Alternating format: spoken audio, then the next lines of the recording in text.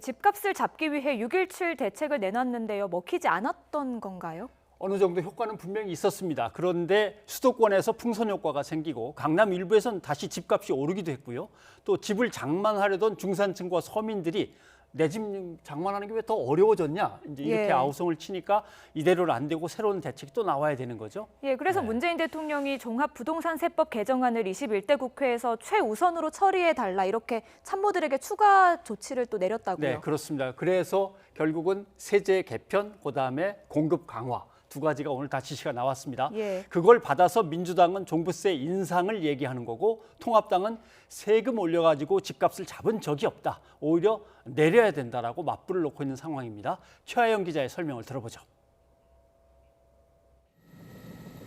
이딴 부동산 대책에도 수도권을 중심으로 집값이 오히려 들썩이자 더불어민주당은 20대 국회에서 폐기된 12.16 부동산 대책 후속 법안 처리에 다시 시동을 걸었습니다. 최근 비규제 지역을 중심으로 집값이 들썩이고 있습니다. 12.16 주택시장 안정화 방안의 5개 법안을 신속하게 다시 추진하겠습니다.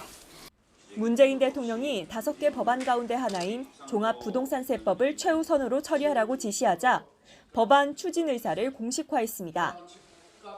민주당은 다음 주부터 7월 임시국회를 열고 종부세법을 포함해 소득세법, 주택법 등 5개 법안 처리를 재추진하겠다는 계획입니다.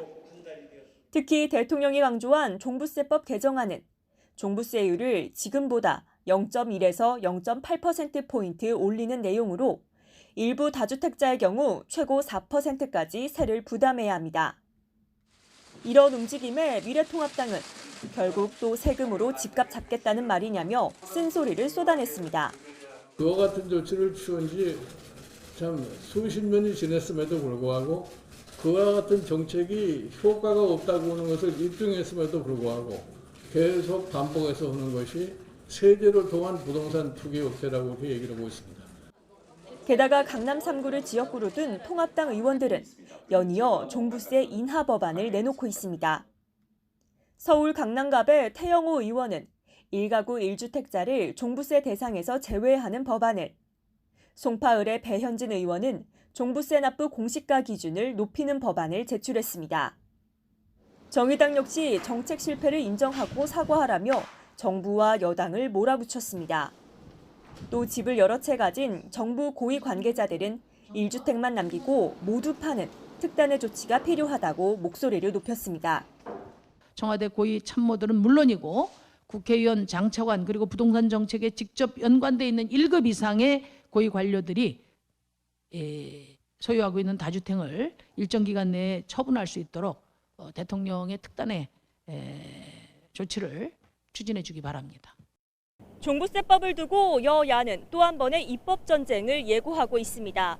다만 거대 여당인 민주당은 이번에도 속도감 있게 법안 처리를 추진할 것이란 전망이 우세합니다. YTN 최하영입니다.